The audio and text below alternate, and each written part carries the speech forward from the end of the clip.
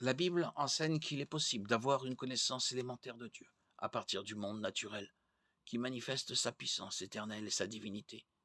Romains 1,20. C'est ce qu'on appelle la révélation générale. Psaume 19, 1, 3. Le contexte de Romains 1 montre que cette connaissance élémentaire de l'existence et de la puissance de Dieu ne suffit pas pour nous sauver. Au contraire, la connaissance inhérente que les païens ont de Dieu par la nature est déformée, si bien qu'elle mène à leur jugement plutôt qu'à leur salut. La théologie naturelle permet de spéculer que Dieu est invisible, omnipotent et sage, mais ne s'agit que de caractéristiques abstraites d'un être suprême, impersonnel. Nous ne pouvons comprendre l'amour, la miséricorde ni le jugement de Dieu par la théologie naturelle. Celle-ci est inutile pour mener quelqu'un au salut par la foi en Jésus-Christ. Et comment entendront-ils parler de lui si personne ne l'annonce? Romains 10, 14.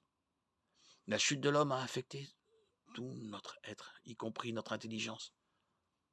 Une trop forte dépendance vis-à-vis de la théologie naturelle part du point de vue que la raison humaine n'a pas été affectée par le péché originel, alors que la Bible décrit notre intelligence comme déréglée, révoltée, corrompue, obscurcie, aveuglée, ayant besoin d'être renouvelée.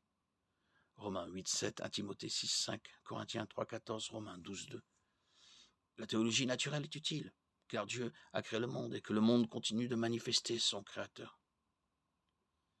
Notre intelligence déchue ne peut cependant interpréter correctement ces signes sans la révélation spéciale. Nous avons besoin de la grâce de Dieu pour revenir à lui.